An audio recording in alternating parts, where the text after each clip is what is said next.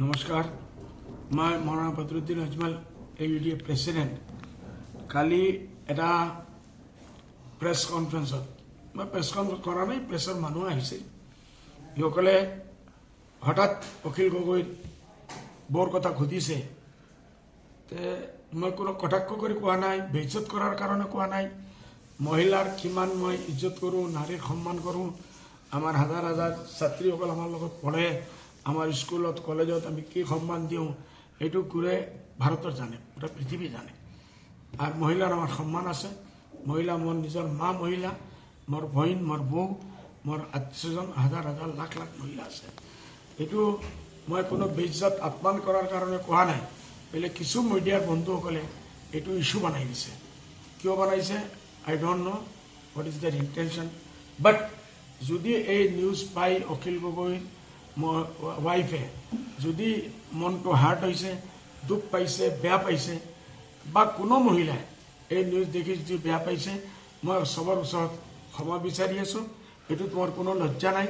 একবাৰ নাই মই 10 বাৰ ক্ষমা বিচাৰিম যে যদি কোনো এজন মানুহৰ মনত দুখ দি আছোঁ এইসকলে এইটো পাহৰি যাব লাগে আৰু এইটো ইস্যু নবনাব লাগে এইটো পলিটিকেল ইস্যু হ'ব নালাগে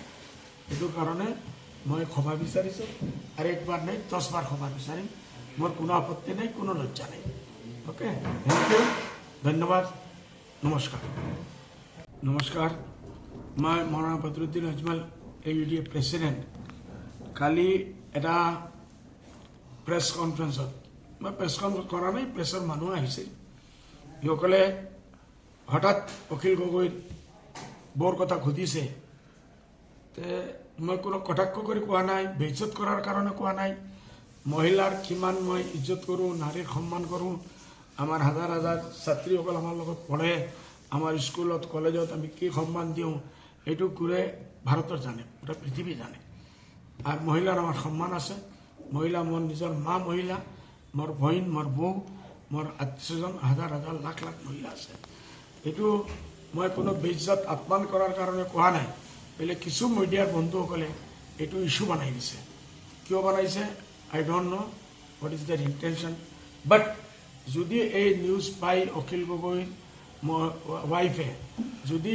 মনটো হার্ট হয়েছে দুখ পাইছে বেয়া পাইছে বা কোনো মহিলাই এই নিউজ দেখি যদি বেয়া পাইছে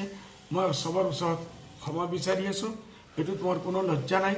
একবাৰ নাই মই 10 বাৰ ক্ষমা বিচাৰিম যে যদি কোনো এজন মানুহৰ মনত দুখ দি আছোঁ এইসকলে এইটো পাহৰি যাব লাগে আৰু এইটো ইস্যু নবনাব লাগে এইটো পলিটিকেল ইস্যু হ'ব নালাগে এইটো কাৰণে মই ক্ষমা বিচাৰিছোঁ আৰু একবাৰ নাই 10 বাৰ ক্ষমা বিচাৰিম মোৰ কোনো আপত্তি নাই কোনো লজ্জা নাই ওকে থ্যাংক ইউ ধন্যবাদ নমস্কাৰ